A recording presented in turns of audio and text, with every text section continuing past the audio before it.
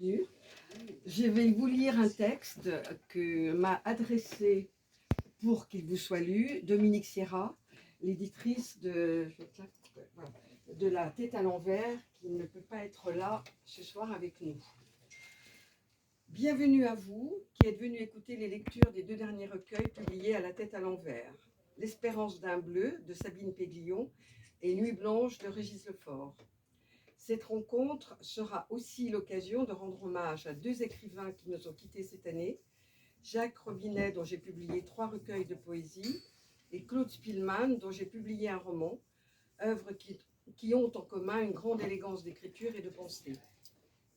Merci à Sabine Péguillon pour la lecture qu'elle va donner du dernier recueil que j'ai publié d'elle, et à Stéphane Sangral, poète lui-même et grand ami admirateur de Régis Lefort, pour avoir accepté de présenter et de lire à l'improviste le recueil de Régis Lefort qui ne peut être là pour des raisons médicales. Alors là, bon, je le lis, mais je voudrais aussi remercier Michel Ferradou, c'est moi, ça me fait bizarre, pour cette invitation si amicale, ainsi que toute l'équipe de la Terrasse de Gutenberg pour l'organisation, la rédaction, puis la diffusion de l'invitation officielle, la préparation de cette salle, etc. etc. Dites-vous bien que, mine de rien, tout cela demande du temps et de l'énergie. La Terrasse de Gutenberg, je la connais depuis son ouverture, et c'est en la fréquentant que j'ai fait connaissance de Michel, devenue très vite une grande amie. Une amie qui a soutenu ma maison d'édition dès sa création, je ne saurais trop l'en remercier, et qui plus est, m'a fait connaître certains des auteurs que j'ai publiés, soit en leur proposant de me présenter leurs écrits, et c'est ainsi que j'ai publié Bertha Roth et Claude Spilman, soit que nous ayons fait connaissance à la librairie, même lors d'une rencontre dédiée à la poésie. C'est ainsi que nous nous sommes connus, Sabine et moi, enfin elle, en discutant tout simplement à la suite de la rencontre.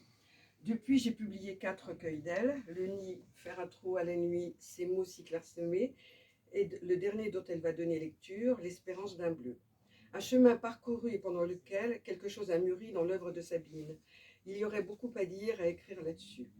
Née à Monaco, Sabine Péguillon vit en région parisienne, des études de lettres à Nice, un doctorat sur l'œuvre de Jacques Cottet à la Sorbonne lui ont permis de concilier écriture, poésie, enseignement. Pendant plus de 10 ans, elle a organisé et animé des cafés poésie pour faire découvrir la poésie contemporaine. Le goût de la transmission et de la découverte de l'autre s'associe pour elle souvent à l'occasion de voyages. Elle a pu ainsi mener des ateliers, donner des cours en Australie, en Grèce, au Maroc, en Algérie. En décembre 2016, à Milan, elle a reçu le prix international de poésie sur les traces de Léopold Sédar Senghor. Et en mars 2007, elle a été nommée ambassadrice de ce prix. En 2019, elle a été nommée chevalier des arts et des lettres. Une vie littéraire bien remplie, comme vous voyez. L'essentiel n'est certainement pas dans la réalité de la vie, mais bien dans les écrits. Dans cette voix que l'écriture porte, celle de Sabine est particulièrement harmonieuse. Je l'ai dit souvent lorsque je pense à La Tête à l'envers, j'ai en tête l'image d'une fresque colorée que je voudrais faire d'une multitude de voix diverses, telle la voix de l'humanité faite de toutes nos voix, de siècle en siècle.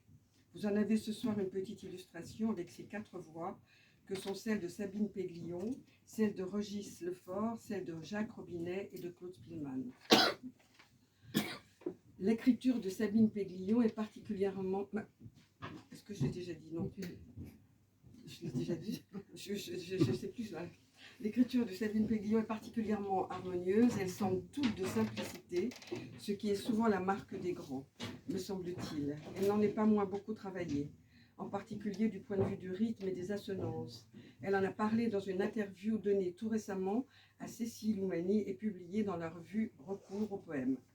Effectivement, une fois le poème construit, tout un travail est nécessaire sur le rythme, les sonorités, pour parvenir à être au plus juste avec soi-même et se rapprocher au plus près de ce qu'on ressent en soi. J'ajouterais que se rapprocher de ce qu'on ressent en soi n'est en rien égocentrique, mais est une démarche vers l'autre, car nous faisons tous partie de la même humanité. Les poètes retentissent peu ou prou chez l'autre. C'est en cela qu'on peut souvent lire que le personnel, le poème, devient universel.